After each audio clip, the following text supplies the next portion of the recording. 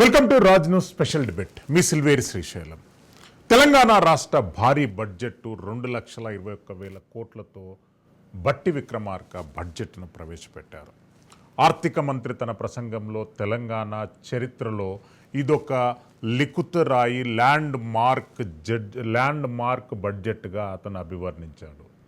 ఇది only trash and gas అనేటటువంటి అభివర్ణతోని BRS అధినేత కేసీఆర్ గారు అసెంబ్లీ ప్రాంగణంలో ప్రసంగించారు. రాష్ట్ర వ్యాప్తంగా అవసరాలకు అనుకూలంగా ప్రతి అంశాన్ని పరిగణలోకి తీసుకొని రాష్ట్ర ప్రభుత్వం ఈ బడ్జెట్ను ప్రవేశపెట్టిందంటని చెప్పి కాంగ్రెస్ వర్గాలు అభివర్ణించాయి. మరోపక్క ఇది కేవలం అంకెల గారడి అనేటటువంటి అంశాన్ని బీఆర్ఎస్ పార్టీ వ్యతిరేకించింది. భవిష్యత్తులో జరగబోయేటటువంటి అన్ని అభివృద్ధి కార్యక్రమాలను దృష్టిలో పెట్టుకొనే బడ్జెట్ ప్రతిపాదించారనేటటువంటి అంశాన్ని మరోసారి స్పష్టం చేశారు. ఈరోజు రాజ్ని స్పెషల్ డిబేట్లో మనతో పాటు మల్లాది పవన్ గారు, కాంగ్రెస్ పార్టీ సీనియర్ నాయకులు మనకు లైవ్లో అందుబాటులో ఉంటారు. బండారు రామ్మోహన్ రావు గారు senior political analyst and senior journalist మనకు లైవ్లో అందుబాటులో ఉంటారు. ప్రొఫెసర్ గాలి వినోద్ కుమార్ గారు పొలిటికల్ అనలిస్ట్ మనకు లైవ్లో అందుబాటులో ఉంటారు. రామ్మోహన్ రావు గారు, మొదటగా మీతో ప్రారంభిస్తారు. రామ్మోహన్ రావు గారు, ఎట్లా తీసుకోవాలండి? కేంద్ర ప్రభుత్వం సరైనటువంటి నిధులు బడ్జెట్ కేటాయింపులు చేయకున్నా కానీ కాంగ్రెస్ పార్టీ పర్వాలేదు అన్నట్టుగా బడ్జెట్ను ప్రజెంటేషన్ చేయడం జరిగింది. ఇచ్చినటువంటి అంశాలలో రైతులకు ప్రధానంగా 73,000 కోట్ల రూపాయలు వ్యవసాయ రంగానికి కేటాయించారు. తర్వాత పంచాయతీరాజ్ రంగానికి 30,000 కోట్లు కేటాయించారు. గత ప్రభుత్వం హోమ్ డిపార్ట్మెంట్కు 17,000 కోట్ల రూపాయలు కేటాయిస్తే ఈ ప్రభుత్వం కేవలం 9,000 కోట్ల రూపాయలు కేటాయించింది. చాలా వరకు వ్యత్యాసాలు అనేటటువంటిది ప్రజలకు ఉపయోగపడేటటువంటి అంశాలపైన పూర్తి దృష్టి సారించినట్టు బడ్జెట్ వివరణలో మనకు స్పష్టంగా తెలుస్తుంది. రామ్మోహన్ రావు గారు, ఎట్లా తీసుకోవాలండి ఇది? శ్రీశైలం గారు, మీకు వినోద్ కుమార్ గారికి నమస్కారం. మొదటగా బడ్జెట్ గురించి మనం ఒకసారి మాట్లాడుకుంటే, బడ్జెట్ అంకెల లెక్కలు కావు, కేవలం కాగితాల మీద లెక్కలు కావు. రాజపల్లి విశ్వశాస్త్రి గారు అన్నట్టు ఆ కాగితాల వెనుక జీవితాలు ఉంటాయి. ఇవాళ ప్రభుత్వం నడవాలంటే, ప్రభుత్వంలో ఎన్నో కార్యకలాపాలు జరగాలంటే బడ్జెట్ ముఖ్యమైనది. కానీ ఇవాళ మనకు ఎప్పుడు కూడా అధికార పక్షం ఎప్పుడు అద్భుతంగా ఉన్న బడ్జెట్, ఇది చాలా మంచి బడ్జెట్ అని కోరుకుంటుంటది. ఇటుపక్క ప్రతిపక్షం వెంటనే అంకెల గారు అంటుంటారు. ఏ ప్రభుత్వం వచ్చినా ప్రతిపక్షం అదే మాట అంటుంటారు. కామన్ డైలాగ్స్ ప్రతి ప్రభుత్వం. నేనేమంటున్నానంటే, దీన్ని అట్లా గ్లాసులో సగం నీళ్లు ఉన్నాయి, సగం నీళ్ళు లేవు. ఈ బడ్జెట్ అంతా ట్రాష్ అనేది అబద్ధమే. బడ్జెట్ అద్భుతంగా ఉండదంటే అంతకన్నా అబద్ధం. నేనేమంటున్నాను, పోయిన సంవత్సరం బడ్జెట్ కు ఈ సంవత్సరం బడ్జెట్ కు వ్యత్యాసాలు మనకు కనపడుతుంటాయి. ఎప్పుడు కూడా ప్రభుత్వాలు మారగానే, అంటే ప్రభుత్వాలు శాశ్వతం, పార్టీలు శాశ్వతం కాదు.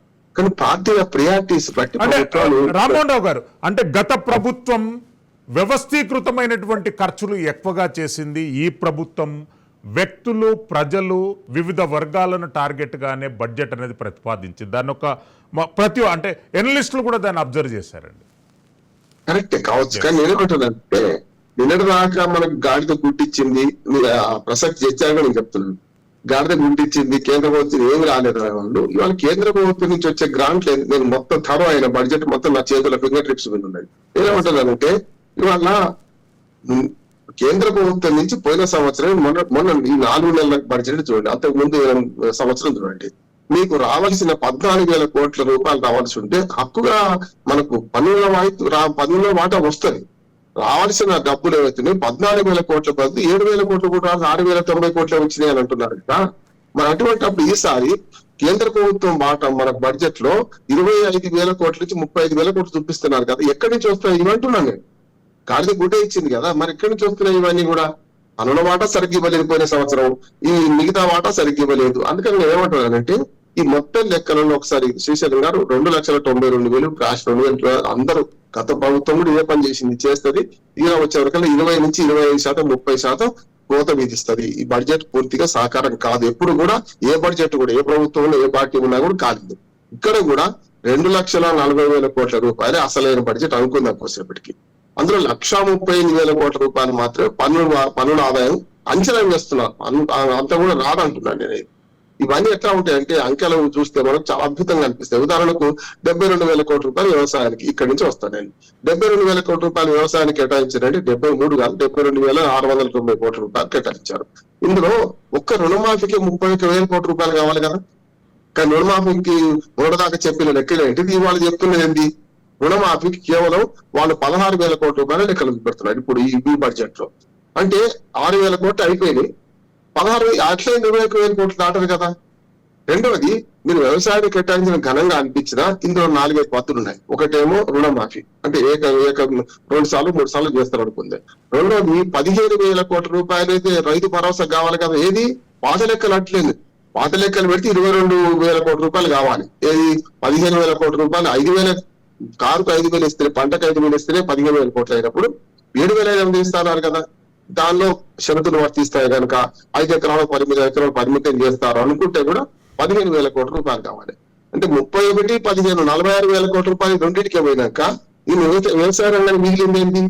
కానీ వ్యవసాయ రంగం మీకు 2-3 హామీలు ఇచ్చారు వీళ్ళు. ఒకటి 500 రూపాయలు పంట బోనస్, ఏదైతే వరికి ధాన్యానికి బోనస్ అన్న దాన్ని సన్న వడ్లకు పరిమితం చేస్తామని స్పష్టంగా చెప్పారు. అప్పుడే మళ్ళీ హామీలు అప్పుడు, కానీ ఇప్పుడు సన్న వడ్లకు అంటున్నారు. కానీ అది చూసుకుంటే ఏమైందంటే అది కొంత ఉంటది. 12,000 రూపాయలు కౌలు రైతులకు ఇస్తామన్నారు. అది ఎక్కడ పోయిందో తెలియదు కదా మనకైతే. అందుకని 72,000 కోట్ల రూపాయలు సినిమా భాగం రెండింటికి, పంచాయతీరాజ్ వ్యవస్థకి, గ్రామీణ అభివృద్ధి పంచాయతీ అభివృద్ధి దాదాపు 30,000 కోట్ల రూపాయలు, ఇదొక 72,000 కలిపితే 1,00,000 కోట్లు ఈ రెండింటికే ఉన్నాయి కాదంటలేదు. కానీ మిగతా పద్ధతులనే శ్రీశైలం గారు మనకు చారణ కోడికి పాలన మసాలా, ఉద్యోగుల జీత పత్రాలు వీటికే పోతాయి. విద్యా రంగానికి కేటాయించిన టీచర్ల జీతాలు వేలాది మంది టీచర్లు ఉన్నారు, 60,000 మంది టీచర్లు ఉన్నారు, వాళ్ళందరికీ జీతాలు ఇవ్వాలి కదా. విద్యా రంగం, వైద్య రంగానికి కేటాయింపులు చూసుకుంటే అక్కడికక్కడ అల్లికల్లి సున్నా కొత్తగా హాస్పిటల్ కట్టేది ఉండదు, కొత్తగా ఏం చేసింది. ఒక్కటి పాజిటివ్ ఆలోచించింది ఏంటంటే రేవంత్ రెడ్డి గారు చాలా ప్రయత్నం, కేసీఆర్ గారు మొదటి సంవత్సరంలో ఎంత ప్రయత్నం చేసిండో కేంద్ర ప్రభుత్వం సఖ్యత కోసం. కేంద్ర ప్రభుత్వం దగ్గరికి వెళ్ళి మోడీ గారు 12 సార్లు కలిసిండు, మంత్రులు 18 సార్లు కలిసిండు. కానీ వాళ్ళు ఇవన్నీ కలిసిన తర్వాత కూడా పక్షపాతం చూపెట్టారు. తెలంగాణ ప్రియాంక గాడిద గుడ్డే ఇచ్చినట్టు ఇచ్చిన సందర్భంలో ఇప్పుడు నేను ఒక మాట అంటున్నాను, పోయినసారి ఏదైతే మధ్యంతర బడ్జెట్ ఏదైతే అర్హక్ బడ్జెట్ అంటే తాత్కాలిక బడ్జెట్ ప్రవేశపెట్టారు కదా, దానికంటే 10,000 కోట్లు తక్కువ అయితే అనుకున్నాను నేను. కానీ మొన్నటి అర్హక్ బడ్జెట్ కు దీన్ని చూసిన 10,000 కోట్లు ఎక్కువ చూపెడుతున్నారు. అంటే రాబడులు ఎక్కువ చూపెడుతున్నారు, ఖర్చు తక్కువ చూపెడుతున్నారు. అందుకని ఇవన్నీ ఏమవుతుందంటే రేపు అంతిమంగా జరిగేది అన్ని శాఖలకు కోతలు విధించకుండా ఈ బడ్జెట్ ముందర పడదు. నేను వీళ్ళే కాదు రామరావు గారు మళ్ళీ వస్తాను. Come to you again. Professor గాలి వినోద్ కుమార్ గారు, ఎట్లా అభివర్ణిస్తారు సార్ తెలంగాణ రాష్ట్ర ప్రభుత్వం ప్రవేశపెట్టినటువంటి బడ్జెట్? అంటే సంక్షేమము, సోషల్ వెల్ఫేర్, ఎస్సీ ఎస్టీ సంక్షేమము, సోషల్ వెల్ఫేర్ వాళ్ళందరితో, అంటే బీఆర్ఎస్ ప్రభుత్వంతో కంపేర్ చేసుకుంటే కాంగ్రెస్ పార్టీలో పద్దులు తగ్గాయి. ఎట్లా చూస్తారు దీన్ని? అంటే ఇప్పుడు బీఆర్ఎస్ కు దళిత బంధు ఉంది, దానికి కేటాయింపులు జరిగాయి, ఇక్కడ జరగలేదు. సో కాబట్టి ఆల్మోస్ట్ తగ్గాయి. కాబట్టి ఇక్కడ సంక్షేమ రంగానికి వచ్చేసరికి చాలా వరకు కోతలు విధించడం జరిగింది ఇక్కడ కాంగ్రెస్ పార్టీ. అంటే చేతి వృత్తులకు, బీసీ వెనుకబడిన తరగతుల వారికి కేటాయించవలసినటువంటి ఆ అంశాలు కూడా బడ్జెట్ లో ప్రస్తావనలో రాలేదు. తర్వాత యాదవ సంఘాలకు రాలేదు, తర్వాత కుల సంఘాలకు సంబంధించిన వాటికి ఏం పెద్దగా ప్రోత్సాహకాలు లేవు. తర్వాత మహిళలకు సంబంధించి కోటీశ్వర్లు చేస్తా అన్నారు, దానికి సంబంధించిన పెద్దగా ప్రోత్సాహకాలు ఏం లేవు బడ్జెట్ లో. విద్యకు సంబంధించి కూడా ఆశించినంతగా మనం గతం కంటే పెద్దగా మెరుగైంది ఏం లేదు. అంటే ఈ 2,91,000 కోట్ల బడ్జెట్ ఏదైతే ఉందో, ఇంతకుముందు రామ్మోహన్ రావు గారు చెప్పినట్టుగా అల్లికి అల్లి 0 అవుతుంది అంతే తప్ప పెద్దగా ప్రగతిని సాధించి ఏదో గొప్ప మార్పులు వస్తాయని చెప్పేసి ఆశ అయితే లేదు. ఎందుకంటే ఒక మౌలికమైన అభివృద్ధి వైపు వెళ్లకుండా, ముఖ్యంగా విద్య వైద్యం అనే దాన్ని ఒక ప్రాథమిక రంగం, అది చాలా ప్రతి పౌరునికి వెరీ ఇంపార్టెంట్ రంగం. అది ఆ రంగంలో కేటాయింపులు చాలా భారీగా జరగాల్సింది. 30% విద్యారంగానికి జరుగుతుందని చెప్పేసి కోదండరామ్ గారు అన్నారు. మరి గతం కంటే కూడా పెద్దగా ఏం పెంచినట్టుగా నాకైతే కనపడలేదు ఎక్కడల్లో. సో కాబట్టి 30% విద్యారంగానికి కేటాయిస్తే తప్ప ఉచిత విద్యను అందించలేము మనం. ఉచిత నాణ్యమైన విద్య, ఉచిత నాణ్యమైన వైద్యం, ఈ రెండు కూడా చాలా కీలకం. ఒక మనిషి అంటే ఒక కుటుంబం యొక్క భారం తగ్గించడానికి. కానీ ఈ రెండు వీటిలలో కూడా భారీ కేటాయింపులు ఎక్కడ కూడా జరిగినట్టుగా లేవు. తర్వాత వ్యవసాయ కూలీలకు సంబంధించి కూడా ₹1 కేటాయించినట్టుగా లేదు. ఇప్పుడు ఇప్పుడు రైతులకు సంబంధించి అది భూస్వాములకు ఉపయోగపడే, అంటే 5 ఎకరాలైనా సరే అంత మధ్య రైతుకు ఉపయోగపడుతుంది తప్ప భూస్వాములకు ఉపయోగపడతాయి. భూస్వాములు అయితే బినామీల పేర్ల మీద అయితే చాలా చేసుకున్నారు కదా, మొత్తం వాళ్ళకు ప్లస్ మధ్యతరగతి రైతులకు ఉపయోగపడేది ఉంది తప్ప ఇప్పుడు ఈవెన్ కౌలు రైతులకు ఉపయోగపడే విధంగా ఏం లేదు బడ్జెట్ లో. ఆ తర్వాత అసలు వ్యవసాయ కూలీలకు సంబంధించిన అసలు ఊసే లేదు. తర్వాత ఇప్పుడు పురచకాలు అదనంగా ₹500 ఇస్తామని చెప్పేసి, సన్నాలకు 500 ఇస్తామని చెప్పేసి రకరకాల హామీలు ఇచ్చారు వీళ్ళంతా కూడా. అక్కడెక్కడ కూడా మనకు బడ్జెట్ కేటాయింపులో కనపడలేదు. సో కాబట్టి ఈ బడ్జెట్ అనేది ఉన్నదాన్ని సర్దుకోవడానికి, గతం దానికంటే మెరుగ్గా ఇచ్చినామని చెప్పుకోవడానికి, గతంలో అయితే ఒక విషయంలో మాత్రం స్పష్టంగా మనకు కనపడుతుంది ఏంటంటే వృధా అయితే చేయలేదు బడ్జెట్ లో. మనకైతే వృధా అనవసరమైన ఖర్చులు అయితే పెట్టినట్టుగా మనకు కనబడతలేదు ఎక్కడ కూడా. ఇప్పుడు ఈవెన్ పోలీస్ రంగానికి కూడా బడ్జెట్ తక్కువ చేశారు, కొన్ని ₹7,000 కోట్ల దాకా తగ్గించినట్టుగా కనబడుతుంది మనకు. సో గతంలో ఈ పోలీసు వ్యవస్థకు చాలా ఎక్కువ బడ్జెట్ కేటాయించారు, రక్షణ బడ్జెట్ ఎక్కువ కేటాయించడం జరిగింది, వాళ్ళ ప్రొటెక్షన్ కోసం ఎక్కువ బడ్జెట్ కేటాయించారు. కానీ ఈ బడ్జెట్ లో మాత్రము చాలా వరకు కోతలు విధించారు. సో కాబట్టి అంటే ఒక రకంగా ఈ బడ్జెట్ కొంత పొదుపును కూడా పాటించినట్టుగానే కనపడుతున్నది. అంటే వృధా అయిన వాటికి, అనవసరంగా డాంబికాలకు పోయే కార్యాచరణకు సంబంధించి మాత్రం బడ్జెట్ లో ఎక్కడ కూడా మనకు కనపడలేదు. ఆ రకమంగా వీళ్ళు మనకు చూపెట్టలేదు కూడా బడ్జెట్ లో. కాకపోతే గత బడ్జెట్ కు ఈ బడ్జెట్ కు సుమారు 60,000 కోట్ల తేడా ఉంది కాబట్టి కేటాయింపులు కూడా ఆ రకంగానే పెరిగాయి. సో 60,000 కోట్ల ఎక్కువ చూపెట్టారు కాబట్టి, సో 60,000 కోట్లు ఎక్కువ చూపెట్టినప్పుడు కేటాయింపులు కూడా ఖచ్చితంగా పెరుగుతాయి గతం కంటే కూడా. సో బీసీ వెల్ఫేర్ లో కూడా 5,000 కోట్లు పెంచారు వాళ్ళు. సో అసలు యాక్చువల్ గా అదేం సరిపోదు, ఇప్పుడు వాళ్ళకేం సరిపోదు. బీసీ కమ్యూనిటీకి 52% ఉన్న జనాభా, వివిధ వృత్తి కులాలు, వాళ్ళకి సంబంధించి వాళ్ళకి ₹9,000 కోట్ల బడ్జెట్ ఏం సరిపోతాయండి? అది పెద్దగా వాళ్ళకి నా మాత్రం కూడా కాదు వాళ్ళకి.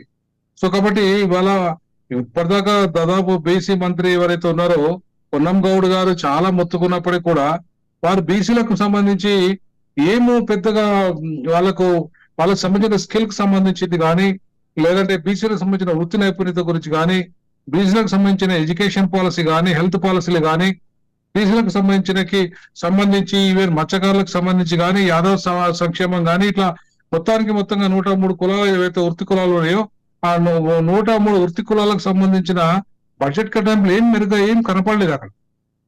కాబట్టి వాళ్ళ ఆ 52% ఉన్న బీసీలు, 50% ఉన్న మహిళలకి కేటాయింపులు కరెక్ట్ గా జరిగితేనే ఇవాళ మనకు బడ్జెట్ లో నిజంగా మార్పుకు నాంది పలుకుతుంది.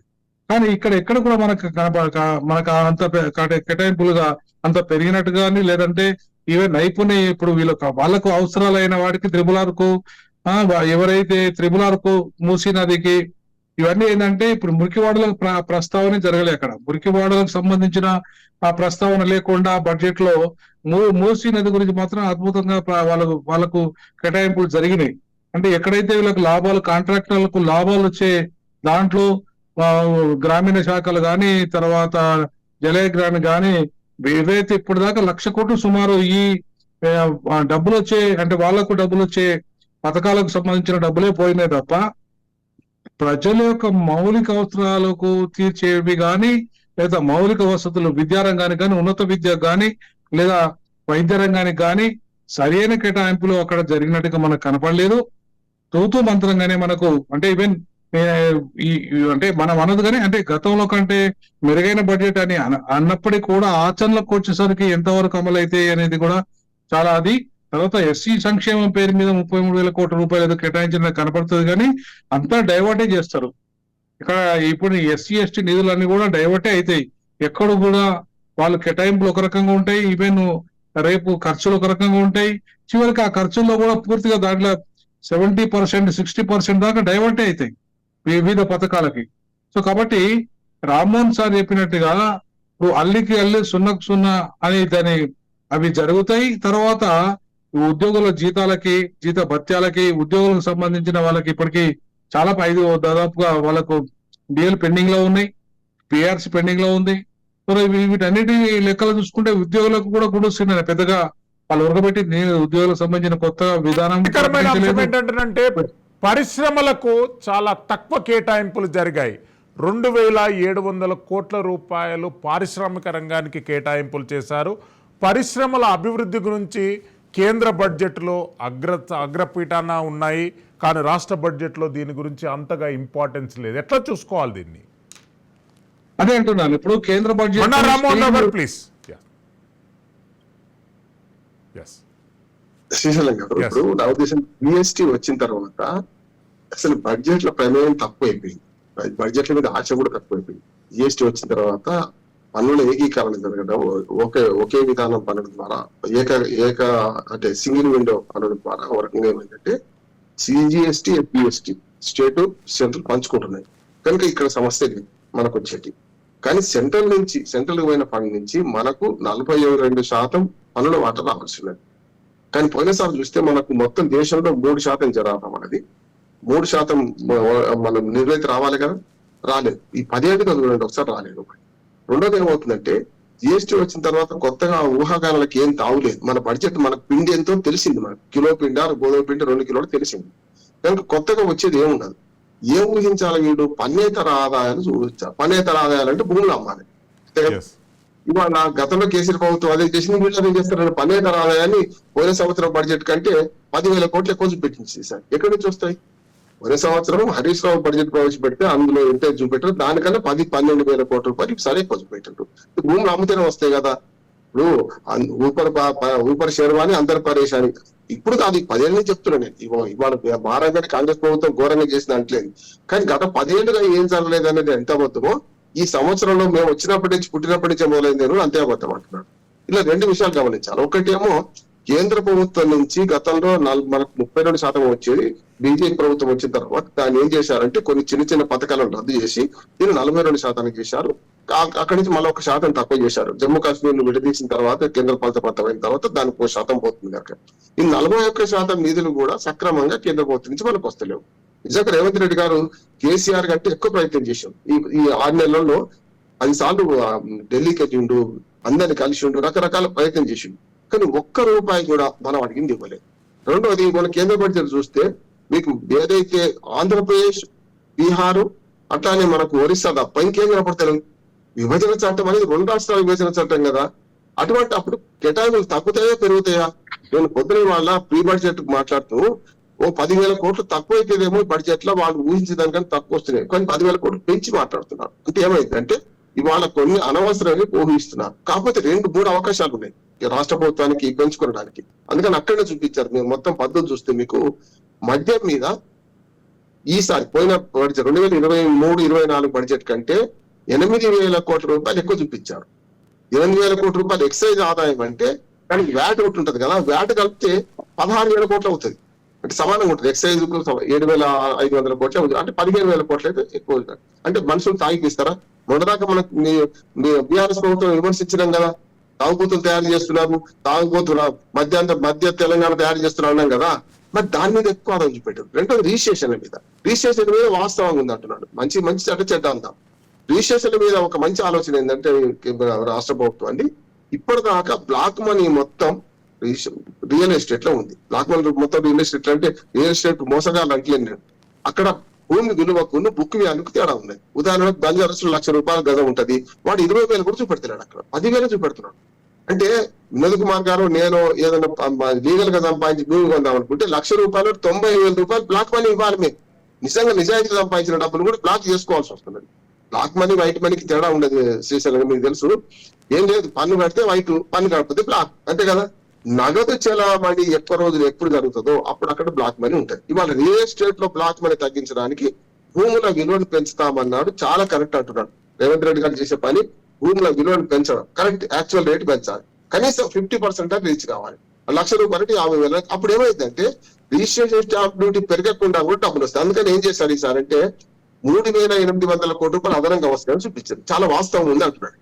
అదే కేంద్ర ప్రభుత్వం నుంచి వచ్చి గ్రాంట్లు ఎక్కువ చూపించారు, తప్పు అంటున్నాడు. అదే రకరకాల పన్నులు ఏవైతే పన్నేతర ఆదాయం అంటే భూములు అమ్మితే తప్ప వచ్చే ఆదాయాన్ని ఎక్కువ చూపించారు, అది తప్పు అంటున్నాడు. కానీ రిజిస్ట్రేషన్ల మీద వచ్చే ఆదాయాలు 4,000 కోట్లు పెరుగుతాయి అంటున్నాడు. రియల్ ఎస్టేట్ డామ్ అన్నది ఇవాళ ఢమేల్ అన్నది కరెక్టే, కానీ అంకిత్వాలు ఈ పార్లమెంట్ ఎన్నికలు, అంతకుముందు అసెంబ్లీ ఎన్నికలు, నగదు చలామణి కావాలి, మీకు తెలియని కాదు, మనందరం అందులో పనిచేసిన వాడు వినోద్ కుమార్ గారు కానీ మీరు కానీ నేను కానీ ఈ ఎన్నికల్లో మనీ అండ్ లిక్కర్ పవర్ అయితే తెలుసు మనకు, డబ్బులే బాగా చలామణి కనుక భూములు రియల్ ఎస్టేట్ ధరలు ఎన్నికలప్పుడు పడిపోతాయి. కానీ ఇవాళ పెరుగుతాయి అంటున్నాడు. పెరిగితే 4,000 కోట్ల రూపాయలు అదనంగా వస్తే 6,000 కోట్ల రూపాయలు వస్తాయి అంటున్నాడు. ఇక్కడ వచ్చేది ఉంది, అక్కడ పోయేది ఉంది అంటున్నాడు. ఈ మొత్తం సమతుల్యత చేసుకుంటే ఈ బడ్జెట్ అంకెల గారిలో 70% ఒకసారి చూడండి, మీరు పాత బడ్జెట్ చూడండి, సేమ్ అనిపిస్తుంది, ఏం తేడా ఉండదు. విద్యకు 21,000 చిల్లర కేటాయించారు, 21,000 కోట్లు కేటాయించారు. అసలు టీచర్ల జీతాలు, మౌలిక వసతుల కల్పన వీటికే పోతాయండి. అసలు స్కూల్ బిల్డింగ్ ₹1 మిగలదు, ఆ ఉద్యోగ జీతభత్యాలకి పోతాయి. అయ్యగారి సంపాదన, అమ్మగారు పసుపు కుంకుమ అన్నట్టు మీరు అన్ని పద్ధతులు చూడండి. ఇంకొకటి అయితే డిఎల్ వస్తాయి, నాకు నా లెక్క ఉన్నది, ఎస్సీ సంక్షేమానికి 32,000 కోట్లు అన్నారు కదా, ఇవి వేరే ఉన్నాయండి. మీరు పంచాయతీ రాజులో ఎస్సీ సంక్షేమం చూపెడతారు. అన్ని శాఖలలో ఎస్సీకి ఒక రోడ్ వేసిన అనుకోండి, ఒక ఎస్సీ ఇంటి నుంచి మొదలు పెడతారు, అది మన మేలు బజార్కి వచ్చేస్తుంది, అక్కడి నుంచి మొత్తం దీన్ని లెక్క పెడతారు, అంటే ఎస్సీ సంక్షేమానికి ఇచ్చినట్లు లెక్క పెడతారు. అట్లా కాకుండా ఎస్సీ సంక్షేమంలో మిగులు బడ్జెట్ ను బ్యాక్ లాగా మళ్ళీ వచ్చే సంవత్సరానికి ట్రాన్స్ఫర్ చేసినప్పుడు లెక్క అవుతుంది కాదు కదా. మన గతంలో రాజశేఖర రెడ్డి గారు ఉన్నప్పుడు మంచి జరిగింది, ఎస్సీ సంక్షేమానికి నిధులు ఏం చేశారంటే నెక్స్ట్ బ్యాక్ లాగ్ తీసుకొని అందులో కలిపారు, మళ్ళీ దీన్ని ఖర్చు పెట్టారు. అట్లా లేదు ఇప్పుడు, ఎప్పటికప్పుడే ప్రతిరోజు పరిగెడితే. ఇవాళ రేవంత్ రెడ్డి గారి మాటలు చెప్పాలంటే ప్రతి నెల 12,000 కోట్ల నుంచి 15,000 కోట్ల అప్పులు చేస్తున్నాయండి ఈ గవర్నమెంట్. తప్పు వాళ్ళదా వీళ్ళదా కాదు, ఇక్కడ ప్రభుత్వం అనేది మారింది. ప్రభుత్వాలు శాశ్వతం, పార్టీలు శాశ్వతం కాదు. కేసీఆర్ దగ్గర వసూలు చేయలేము, రేపు రేవంత్ రెడ్డి పోయిన తర్వాత రేవంత్ రెడ్డి దగ్గర వసూలు చేయలేము. ప్రభుత్వాలు ఇప్పుడు బాధ్యత వహిస్తే కదా, ప్రభుత్వం అనేది ఉంటుంది కదా, తెలంగాణ స్టేట్ గవర్నమెంట్ అంటాం. ఇవాళ జరిగింది ఏంటంటే ఇప్పుడు ఈ లెక్కన రేవంత్ రెడ్డి గారు చెప్పిన లెక్క ప్రకారం 10,000 కోట్లు తెచ్చినా 8 నెలలకు 80,000 కోట్లు ఇచ్చి లక్ష కోట్ల అప్పు తెచ్చినట్టే కదా. నేనేమంటున్నాను, ఇవాళ పెద్ద పంట ఏమవుతుందంటే ఇవాళ రాష్ట్ర ప్రభుత్వానికి పెద్ద ఛాలెంజ్ ముందుంది ముసళ్ల పండుగ. అంటే కేసీఆర్ గారి సంక్షేమానికి 70,000 కోట్లు కేటాయిస్తే, ఇంక్లూడింగ్ దళిత బంధు, అట్లాగే ఇంక్లూడింగ్ మనకు రైతు బంధు, దళిత బంధు, అట్లానే మనకు ఏది గొర్రెలు ఇచ్చారు కదా మనకు, ఆ పథకం అన్ని కలిపితే 70,000. కానీ వాళ్ళ దానికి అదనంగా ఒక 10 హామీలు ఇచ్చారు, 6 హామీలు 13 గ్యారెంటీలు. ఉచిత బస్సు ప్రయాణం గతంలో లేదు, 12,000 కౌలు రైతులకు ఇచ్చేది గతంలో లేదు, ఇవాళ 5,500 రూపాయల బోనస్ గతంలో లేదు. ఇట్లా చూస్తే మనకు 7,500 రైతు భరోసా 7,500 చేసిండ్రు. రుణమాఫీ గతంలో లేదు, రుణమాఫీ 1,00,000 ఉండే, ఇవాళ 31,000 కోట్లు దానికే అవుతున్నాయి కదా. మహిళలకు 2,500, నిరుద్యోగుల వృత్తికి అసలు దాన్ని దాటేస్తుంది వినోద్ కుమార్ గారు. మీరు చూడండి, స్పష్టంగా సర్వే ప్రకార సభలో మళ్ళీ రికార్డ్ ప్లే చేయొచ్చు మనం. మనకు ప్రియాంక గాంధీ ఏమన్నదంటే 2 హామీలు, ఒకటేమో రైతులకు హామీ ఏమో రాహుల్ గాంధీ ఇచ్చిండు, ఎక్కడ మనకు వరంగల్ సభ, వరంగల్ రైతుల డిక్లరేషన్, యూత్ డిక్లరేషన్ లో ఏమో 3,000 ఇస్తామంటే మేము ఎప్పుడన్నా అన్నాడు పట్టి విక్రమార్క గారు, ఎక్కడ తప్పించుకున్నాడు ఆయన. నేనేమంటున్నానంటే ఈ 3,000 ప్రసక్తి, ఇప్పుడు గ్యారెంటీలు 6 గ్యారెంటీలు 2 లేవు, రుణమాఫీ లేదు, 6 గ్యారెంటీల్లో ఇది వేరే అదనం, 3,000 నిరుద్యోగ వృత్తి లేదు. ఇవి కాకుండా 6 గ్యారెంటీలు 13 హామీలు ఉన్నాయి కదా. ఈ కొత్త హామీలు అన్ని కలిపితే లెక్క వేస్తే ఉజ్జాయింపుగా 70,000 కోట్లు కాస్త 1,40,000 కోట్లు అవుతుంది. ఉన్న బడ్జెట్ 2,92,000 కోట్లు. ఇలా వాళ్ళు ఎన్ని వస్తే ఎన్ని పోతే తెలియదు. నా ఉద్దేశం ఏంటంటే ప్లాన్ నాన్ పాలన కలుపుకుంటే అభివృద్ధికి ఏముంది, నిండు సున్నా, ఏం మిగిలింది మనకు అభివృద్ధికి. ఏం జరుగుతుందంటే ఈ మొత్తం మీద ఈ సంవత్సరం గడుపుకుంటారు, మళ్ళీ వచ్చే సంవత్సరం మళ్ళీ 0 బడ్జెట్కి వస్తాం, మళ్ళీ మొదటికే వస్తుంది. కనుక ఇందులో మనకి ఏం చేయాల్సి అంటే ఇప్పటికైనా కేటాయించిన డబ్బులైనా కరెక్ట్ ఖర్చు పెడతారా, ఆదాయాన్ని పెంచుకోవాలి. కరెక్ట్, నిజంగా ఆదాయ మార్పులు వెతుకుతున్నారు. రేవంత్ రెడ్డి గారు మంచి పని ఏంటంటే ఒక 4-5 శాఖల సమీక్ష చూశాను నేను, చాలా బ్రహ్మాండంగా ఎక్కడ ఆదాయం వచ్చే అవకాశం ఉంటే అక్కడ ఉంచండి అని చెప్తున్నాడు. కరెక్ట్ కదా. చాణక్యుడు ఏమంటాడంటే పన్ను నొప్పి లేకుండా, అంటే ఈ పన్ను కాదు, ఆ పన్ను నొప్పి లేకుండా ఎంత వీలైతే ప్రజల నుంచి అన్ని పన్నులు వసూలు చేయాలని. అదే జరుగుతుంది ఇప్పుడు జరుగుతుంది. ఆ జరిగిన దానిలో ఖర్చు పెట్టడంలో ఇవాళ ఇన్ని పద్ధతులు చూపెడుతున్నాయి కదా, అందులో మళ్ళీ రిపీట్ అవుతున్నాయి అందులో, అంటే ఒకదానికొకటి మనకు లింక్ అవుతాయి, ఒకదాని నుంచి ఒకదానికి మిళితం అయితే పద్ధతులు. నేను చెప్పే ఎస్సీ ఎస్టీ సంక్షేమానికి అంత డబ్బు ఉండదు, కానీ అన్ని శాఖల నుంచి తీసుకొని ఆ డబ్బు ఖర్చు చేసినట్టు చూపెడతారు అంతే. ఎస్, మన గాలి వినోద్ కుమార్ గారు, గత ప్రభుత్వం ఇరిగేషన్ ప్రాజెక్టులపైన దృష్టి ఎక్కువగా సారించింది, కానీ కాంగ్రెస్ పార్టీ ఇరిగేషన్ ప్రాజెక్టులపైన అంతా కేటాయింపులు జరగలేదు. అంటే ఇరిగేషన్ ప్రాజెక్టులు తెలంగాణకు అవసరం లేదనుకోవాలనా, లేకుంటే ప్రయారిటీ వైజ్లో దీన్ని మార్చుకున్నారని భావించాలి?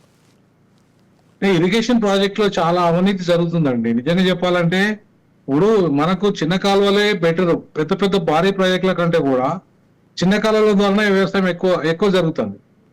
ఇప్పుడు చిన్న కాలంలో వ్యవసాయం వల్లనే, ఇప్పుడు చెరువుల వల్లనే ఎక్కువ వ్యవసాయం జరుగుతుంది తప్ప భారీ ప్రాజెక్టుల వల్ల వ్యవసాయం పెద్దగా జరుగుతుందని నేనైతే అనుకోవడం లేదు. కాబట్టి భారీ ప్రాజెక్టుల పేరు మీద ఇవాళ అవినీతి ఎక్కువ జరుగుతుంది, కాంట్రాక్టులు ఎక్కువ లాభపడుతున్నారు, లబ్ధి ఎక్కువ వాళ్ళకి జరుగుతుంది. ఇవాళ అదే రైతులకు రుణమాఫీ కానీ, రైతులకు ఇవాళ రైతు బంధు కానీ, రైతు బీమా కానీ, తర్వాత వ్యవసాయ కూలీలకు కానీ, లేకపోతే కౌలు రైతులకు కానీ, వీటన్నిటి కేటాయింపులు చాలా తగ్గిపోతున్నాయి. సో అందుకే దాన్ని తగ్గించడమే మంచిదని నా ఉద్దేశం. ఇప్పుడు లక్షల కోట్ల ఎకరాల భూమికి సాగునీరు అందిస్తున్నాం అని చెప్పేసి, తాగునీరు అందిస్తున్నాం అని చెప్పేసి ఒకవైపు చెప్తూనే కనీసం 1,00,000 కోటి ఎకరాల కన్నా 1,00,000 ఎకరాలకు కూడా అందించట్లేని పరిస్థితులలో ఉన్నది ప్రభుత్వాలు. ఇలా తాగునీటి పేరు మీద కూడా ఇవాళ అంతే పరిస్థితి. అంటే ఇవాళ ఈ నీరు పేరు మీద ఏదైతే ప్రాజెక్టులు ఉన్నాయో అది వ్యవసాయానికి కావచ్చు, తాగునీటి కావచ్చు, భారీ అవినీతి జరుగుతుంది. కాబట్టి ఈ అవినీతిని కంట్రోల్ చేయడానికి వాటికి కేటాయింపులు తగ్గిస్తేనే మంచిది. తగ్గించి దాన్ని చిన్న మీడియం కాలువలు, తర్వాత చెరువులను పునరుద్ధరించడము, ఇంకా నీటి నిల్వను పెంచుకోవడము, తర్వాత సన్నకారు రైతులకు, చిన్నకారు రైతులకు సంబంధించి వాళ్ళకి చెరువుల మీదనే సరిపోతే వాళ్ళకి నీళ్లు, వాళ్ళు భారీ ప్రాజెక్టులతో వాళ్ళు కట్టేది లేదు. ఎవరికి కావాలంటే 100 ఎకరాల నా భూస్వామికో, 500 ఎకరాల భూస్వాములకో, ఇట్లాంటి వాళ్ళకు భారీ ప్రాజెక్టుల వల్ల లాభం. కానీ ఇలా 1 ఎకరము 1/2 ఎకరం ఉన్న వాళ్ళకి, తర్వాత 5 ఎకరాల వాళ్ళకి కూడా ఇలా చెరువులు సరిపోతాయి. ఆ చెరువులలో నీటి నిల్వ అనేది కరెక్ట్ గా ఉండాల్సిన అవసరం ఉంది. ఆ నీటిని కాపాడుకోవడానికి సంబంధించి చెరువుల తవ్వకాలు ఉండాలి. ఆ చెరువుల తవ్వకాలు ఉన్నప్పుడు ఖచ్చితంగా నీరు నిల్వ అనేది ఉంటది. సో అప్పుడు దానికి ఎక్కువ ఖర్చు ఉండదు. బట్ భారీ ప్రాజెక్టుల పేరు మీద భారీ అవినీతి జరుగుతున్న క్రమంలో వాటికి తగ్గించడమే సరి అయిన విధానము అనేది నాకున్న అభిప్రాయము. ఎందుకంటే మొత్తం ప్రపంచవ్యాప్తంగా ఉన్న భారీ ప్రాజెక్టులు కట్టిన ప్రపంచ దేశాల్లో ఉన్న చాలా ప్రాజెక్టులలో కూడా ఎక్కువ అవినీతి జరిగింది, తక్కువ సాగునీటి జరిగింది. కాబట్టి వాటికంటే కూడా ఈ రకమైన వ్యవసాయం మనకు తెలంగాణలో పెద్దగా అంటే పెద్ద ఎత్తున పోలవరం లాంటి భారీ ప్రాజెక్టులు కట్టాల్సిన అవసరం తెలంగాణలో లేదు. ఈవెన్ కాళేశ్వరంలో కూడా ఎంత అవినీతి జరిగింది అనే దాని మీద మనం లెక్కలు తీయనప్పటికీ కూడా అక్కడ భారీగానే జరిగిందనే దాన్ని అంచనాకైతే వచ్చినారు. కాబట్టి అట్లాంటి భారీ అవినీతి జరిగే ప్రాజెక్టుల కంటే కూడా చిన్న మధ్య తరహా ప్రాజెక్టుల వల్ల ఎక్కువ లాభం ఉంటది, తక్కువ బడ్జెట్ ఉంటది, తొందరగా పని కూడా అయిపోతుంది, పని కూడా తొందరగా అవుతుంది, సులువుగా అవుతుంది. దానికంటే మెరుగ్గా బాగా గతంలో చెరువుల తవ్వకాలు, చెరువులకు సంబంధించి ఇంకా కాపాడుకోవడాలు, చెరువులు కబ్జా కాకుండా చూసుకోవడాలు, చెరువులకు ఆ చెరువు శిఖాలకు కేటాయించిన భూములను ప్రభుత్వాలు కాపాడము, దానివల్ల ఎక్కువ రైతులకు మేలు జరుగుతుంది, సన్నకారు రైతులకు, మధ్య తరగతి రైతులకు మేలు జరుగుతుంది తప్ప ఈ భారీ ప్రాజెక్టులతోనే ఎక్కువ భూస్వాములకు, సంపన్నులకు వాళ్ళకు మాత్రమే మేలు జరిగేదానికి, కృష్ణా గోదావరి పరివాహక ప్రాంతంలో చుట్టూ ఉన్న భూములు ఎవరికైతే ఉన్నాయో ఆ భూములు ఉన్న వాళ్ళకు మాత్రమే ఎక్కువ లబ్ధి జరగడానికి స్కోప్ ఉంది.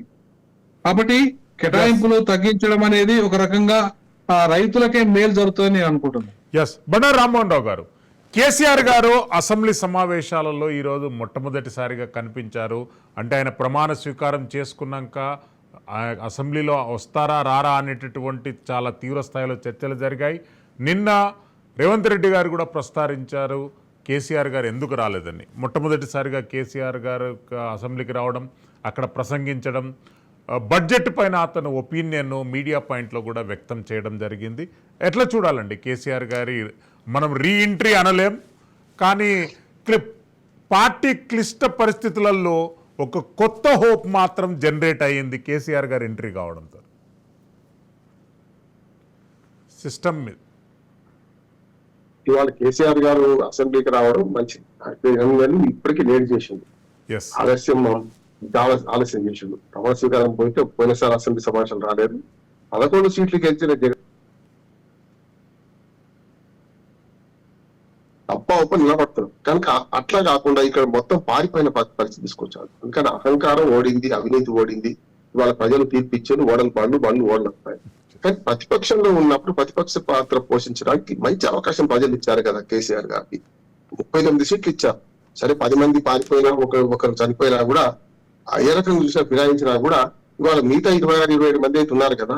నేనేమంటున్నానంటే ప్రజల పక్షాన్ని నిలబడడానికి ప్రతిపక్షం అధికార పక్షం ఎంత బాధ్యత ప్రతిపక్షానికి అంతే బాధ్యత ఉంది అని తెలవడానికి కాదు. కానీ ఒక రకంగా ఫామ్ హౌస్ కి పరిమితి రాకపోవడం తప్పు. ఇవాళ వచ్చి అభినందించాలి.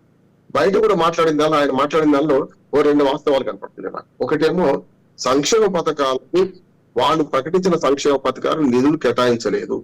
కరెక్ట్. ఒక బస్సు ప్రయాణానికి ఒకటి, అది తప్ప మీరు పెన్షన్ 3,000 నుంచి 4,000 పెంచుతామన్నారు కదా. పెన్షన్ బడ్జెట్ పెరగాలి కదా, మరి 25% పెరగాలి కదా పోయిన సంవత్సరం కంటే ఇప్పటికైతే. అవి పెంచలేదని, అట్లాగే దళిత బంధు, అట్లాగే మనకు గొర్రెలకు ఇచ్చే పథకం ఏదైతుందో ఈ 2 పథకాలకు డబ్బులు కేటాయించలేదు. గతంలో రాజశేఖర రెడ్డి గారు ప్రభుత్వం ఉన్నప్పుడు ఆరోగ్యశ్రీ గాని పిఏ రీఎంబర్స్మెంట్ గాని మంచి పథకాలు అంటే తెలంగాణ వచ్చినాక రాజశేఖర రెడ్డి గారు తెలంగాణ వ్యతిరేక కూడా అటువంటి పరిస్థితుల్లో ఆ పథకాలు మేము తీసుకున్నాం కదా, మరి మేము ఇచ్చిన పథకాలను రద్దు చేస్తారో చెప్పలేదు, కొనసాగిస్తారో చెప్పలేదు అన్నాడు. అది కరెక్ట్ అంటున్నాడు. రెండోది ఏంటంటే ఇక 2 ఏదైతే మనకు కేసీఆర్ 2 అంటాం. 10 ఏళ్ళేమో అధికారంలో ఉన్నారు, 14 ఏళ్ళు ఉద్యమంలో ఉన్నారు. ఇప్పుడు మళ్ళీ కొత్త పాత్ర నిర్వహించాలి. ఇప్పుడు కూడా ప్రజానాయకులు ఎప్పుడు కొత్త పాత్రకు సిద్ధం కావాలి. అధికార పక్షంలో ఉన్నప్పుడు విరవీగి నా అంత వాడు లేడని అనుకొని తర్వాత అధికారం పోగానే చచ్చుబడితే ఏమవుతుందో చూస్తున్నాం కదా. పార్టీ ఫిరాయిస్తున్నారు అంటే వాళ్ళకి సరైన భద్రత సరైన భరోసా ఇవ్వలేకపోయినా నేను అంటున్నాను. ఇప్పుడు బయటకు వెళ్ళాడు. రేపటి నుంచి అసెంబ్లీ సమావేశాలు ఏం మాట్లాడుతారు, ఎట్లాగో రేపు లేదు, ఎల్లుండి దీనికి సమాధానం చెప్పాల్సింది ఎవరు? ప్రతిపక్ష నాయకుడే కదా. ఇప్పటికి కూడా స్పీకర్ గారు చాలా సమయంలో పాటిస్తున్నారు. నిజంగా చెప్పాలంటే ప్రతిపక్ష నాయకుడికి ఇచ్చే అవకాశాన్ని నిన్న హరీష్ రావుకి ఇచ్చారు. చెప్తే హరీష్ రావు ఎక్కువ మాట్లాడుతుంటే ఏమన్నారు, అయ్యా మీకు ఇచ్చే అవకాశం కాదు, మీద మర్యాదతో ఇచ్చాం, మీరు అంతగా పొడిగించొద్దని కట్ చేయాల్సి వచ్చింది. రేపు పొద్దున కేసీఆర్ గారికి ప్రతిపక్ష నాయకుడిగా 39 సీట్లు, అఫీషియల్ గా 39 సీట్లు గెలిచినట్టే 35 సీట్లు ఉన్నట్టు ఫిరాయింపుదారులకు ఇంకా అక్కడ లభించలే, అక్కడ పూర్తిగా సీట్లు కేటాయించాలి. ఇప్పుడు కూడా బీఆర్ఎస్ లో ఉన్నట్టు లెక్క 39 మందికి ఎంత కాలం కేటాయిస్తారో అంత కాలం కేటాయిస్తారు. దాని ప్రకారమే ప్రతిపక్షానికి అంత టైం దొరుకుతుంది.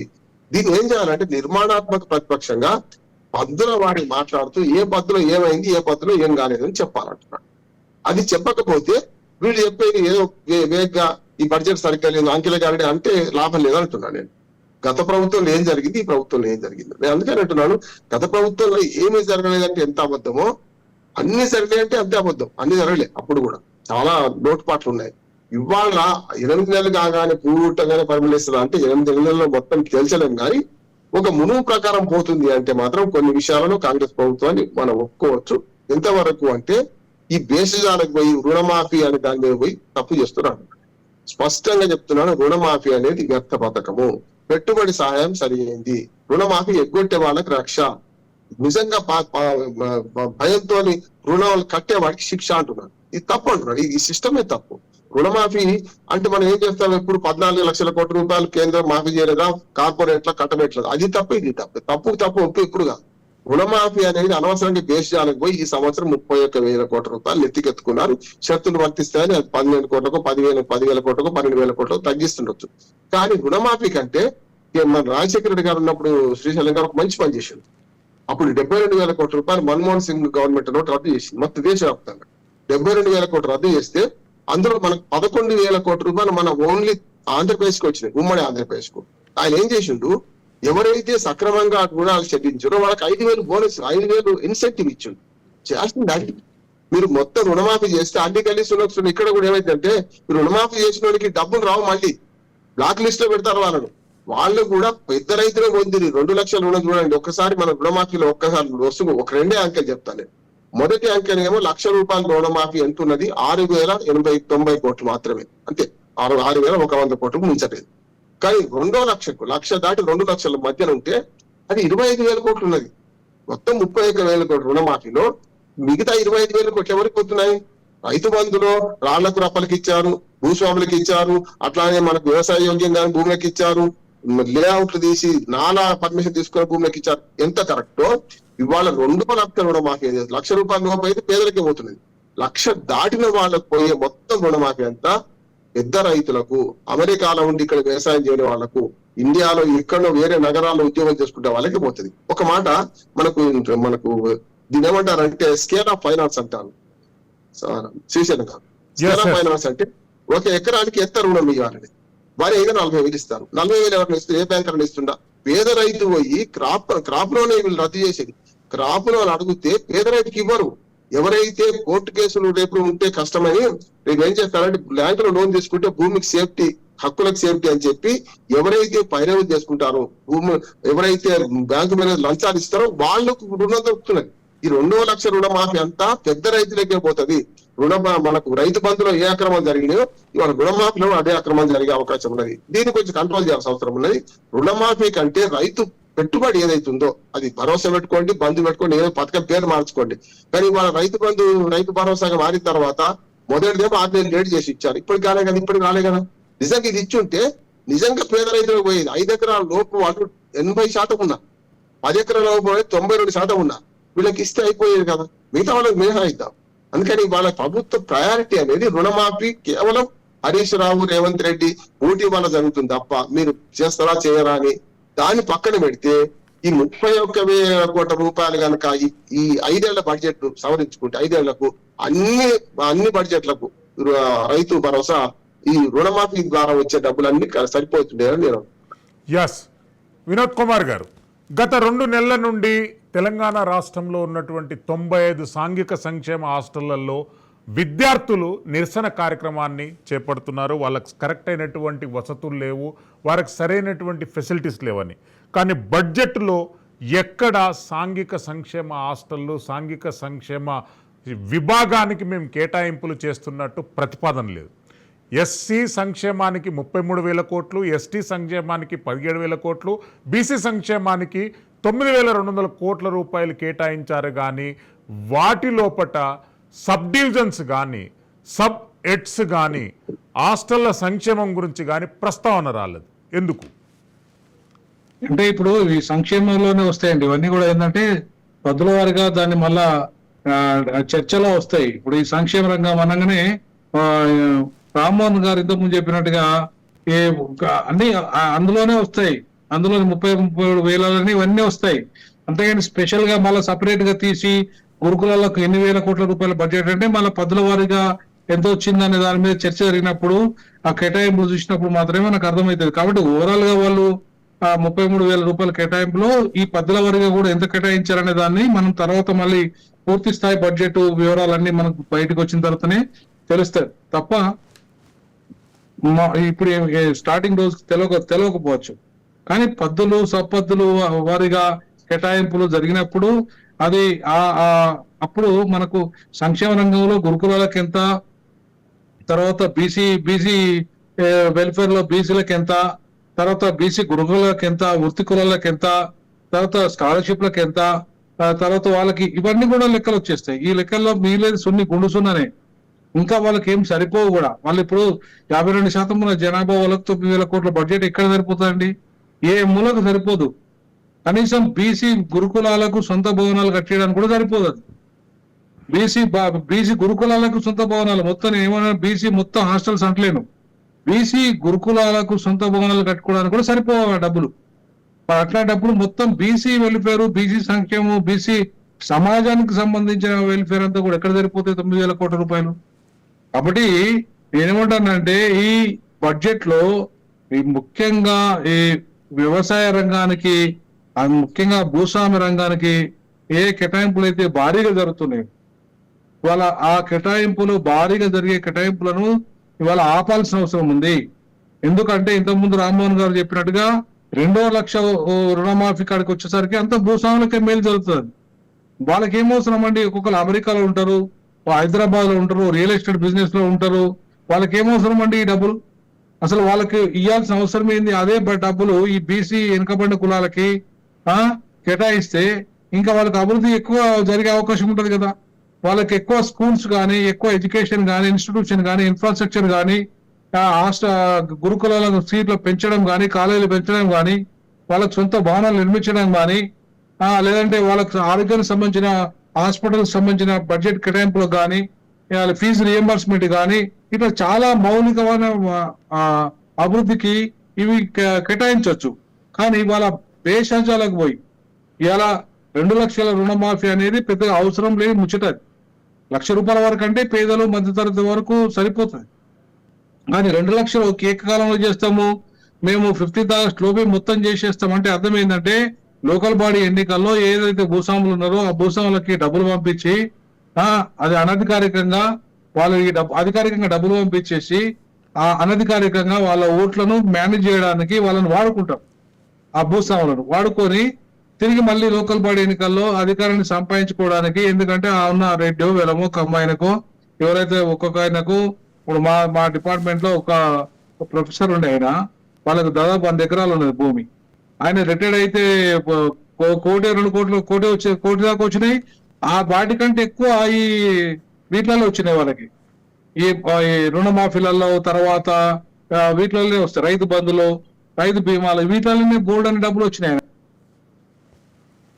ఎస్, బండారు రామ్మోహన్ రావు గారు, రేవంత్ రెడ్డి గారు అసెంబ్లీలో ప్రసంగిస్తూ 18 సార్లు ఢిల్లీలో కేంద్ర మంత్రులకు వాళ్ళందరికీ విజ్ఞప్తి చేశాము, 18 మంది కేంద్ర మంత్రులను కలిసి విజ్ఞప్తి చేసిన ఒక్కొక్క శాఖ నుండి ఒక్కొక్క కేటాయింపు జరగలేదు అనేటటువంటి ప్రస్తావన చేశారు. గాలి వినోద్ కుమార్ గారు, సమ్ టెక్నికల్ పాయింట్, మీ వాయిస్ రావడం లేదు, మళ్ళీ వస్తాను మీ దగ్గరికి. బండారు రామ్మోహన్ రావు గారు, 18 మినిస్టర్స్ ను కలిశానంటని చెప్పి రేవంత్ రెడ్డి గారు ప్రస్తావించారు, ఎట్లా చూడాలి? తెలంగాణ పట్ల పూర్తి వివక్షలు పెట్టిన కేంద్ర ప్రభుత్వం. నిజంగానే రేవంత్ రెడ్డి గారి విమర్శలు సహేతుకమైన విమర్శ. నిజంగానే వారు 18 మంది కేంద్ర మంత్రులు కలిశారు. ప్రధానమంత్రి మోడీని 3-4 సార్లు కలిసి వచ్చారు. అయ్యా ఈ పరిస్థితి ఇట్లా ఉందని అన్నారు. విభజన చట్టంలో ఉన్న హామీలను అమలు చేయమని కోరిండు. ఒక్కటి కూడా ఇందులో రాలేదు. ఆయన ఉన్నదాన్ని వాస్తవం ఉన్నది. దాంతో పాటు పక్కనే ఉన్న ఏపీ రీఆర్గనైజేషన్ బిల్లును ప్రస్తావిస్తూనే అక్కడ ఏమి ఇస్తామన్నది ఇక్కడ కనీసం చెప్పలే కదా. ఉదాహరణకు వెనుకబడిన జిల్లాలకు 50 కోట్ల పీనట్స్ అండి. మన దగ్గర 9 జిల్లాలు ఉన్నాయి వెనుకబడిన జిల్లాలు. ఆంధ్రప్రదేశ్ లో కొత్త జిల్లాలు చేర్చారు, ప్రకాశం జిల్లాను చేర్చమని నేను మొదటి నుంచి అంటున్నాను. ప్రకాశం జిల్లాలు చేర్చారు, కరెక్ట్. అది రాయలసీమ 4, ఉత్తరాంధ్ర 3 ఉండే, ఈసారి కొత్త జిల్లా చేర్చారు. కానీ ఆ 50 కోట్ల రూపాయలు కూడా ఇస్తలేరు కదా. 945 450 కోట్లు అండి. ఇవాళ 450 కోట్లు ఒక్క జిల్లాకు అభివృద్ధి కూడా సరిపోదు. కానీ ఆనాడు రీఆర్గనైజేషన్ బిల్లులో మన చట్టంలో ఉంది కనుక పాటించాలి. దాని గురించి ప్రస్తావన లేదు. 18 మంది కేంద్ర మంత్రులు కలిసినాక ధర్మేంద్ర ప్రధాన్ ఏ ఉత్తరం రాసిండు? మీకు వయబిలిటీ లేకపోమని రాసిండు కదా ఉత్తరం. అందుకని మళ్ళా కేంద్రము 3 రాష్ట్రాలు ఉండే దేశంలో అనుకుంటుంది. అయితే ఒరిస్సా, బీహార్, ఆంధ్రప్రదేశ్, మిగతా రాష్ట్రాలు ఏమనుకుంటుంది. నేనేమంటున్నానంటే పన్నులో మన తెలంగాణ ఉద్యమంలో ఒక మంచి స్లోగన్ ఉంది శ్రీశైలం గారు, తెలంగాణ అభివృద్ధి పౌర హక్కు, తెలంగాణ జన్మ హక్కు. నేనేమంటున్నానంటే ఇవాళ మన పౌర హక్కుగా అభివృద్ధి ఎట్లయినా వస్తుంది, కానీ అంతకు అదనంగా మనకి ఇవ్వాల్సిన విభజన చట్టంలో ఇవ్వాల్సింది ఎందుకు ఇస్తలేదు కేంద్ర ప్రభుత్వం అని అంటున్నాను. తెలంగాణ పట్ల వివక్ష కాంగ్రెస్ ప్రభుత్వం అధికారం ఉంటే అడిగేవాళ్ళు. కాంగ్రెస్ పై బీజేపీ వచ్చింది కదా, 7 మండలాలు తీసుకొని మొదలు పెడితే అల్లిని చంపి బిడ్డను బతికించినాడు మొదలు మోడీ గారి వ్యాఖ్యలు చూస్తే ఇవన్నీ ఎటువైపు దాటిస్తున్నాయి. ఇవాళ తెలంగాణకు ఆనాడు బీఆర్ఎస్ ప్రభుత్వం ఉన్నా రూపాయి ఇవ్వలేదు, ఇవాళ ఈ ప్రభుత్వం రూపాయి ఇస్తలేదు కదా. మొదటి 3 ఏళ్ళకి వచ్చే 10 ఏళ్ళ లెక్కలు ఉన్నాయి. మొదటి కేసీఆర్ గారు అడ్జస్ట్ చేసిన నోట్ల రద్దుకు ఇతరత్ర బీజేపీ విధానాలకు అనుకూలంగా ఉన్న రోజులు డబ్బులు ఇచ్చినాయి కొంతవరకు, అది కూడా పెద్ద ఏం లేదు, కొత్తగా ఇచ్చింది ఏం లేదు. కానీ గత 3 ఏళ్ళుగా చూస్తే కేటాయింపులు కేంద్ర ప్రభుత్వం తక్కువైనాయి శ్రీశైలం గారు. అది వాస్తవం కదా, లెక్కలు కనపడతాయి. ఇప్పుడు మీరు వేరే అంశాలకు దాచిపెట్టచ్చు, కానీ ముంజేది కంకణానికి అర్థమైంది అన్నట్టు మీరు వాళ్ళ లెక్కలు కనపడుతున్నాయి కదా. అందుకనే కేంద్రమైన రాష్ట్రమైన విద్య మీద, ఆరోగ్యం మీద కేటాయించాలి ఎక్కువ. ఇప్పుడు జరిగింది ఏంటంటే అంబేద్కర్ గారు మంచి మాట అంటారు, దళితుల అభివృద్ధి ఏంటంటే 3 మంత్రాలు అంటే ఎక్కువ అనుకుంటున్నాం మనం. 3 మంత్రాలు అంటే విద్య విద్య విద్య, ఇంకోటి ఏమని లేదు, ఈ 3 అనాలి. కనుక విద్యతోని ఖచ్చితంగా ఉపాధి అవకాశాలు పెరుగుతాయి కదా, నైపుణ్యం వస్తుంది, విద్యా అవకాశాలు పెరుగుతాయి కదా.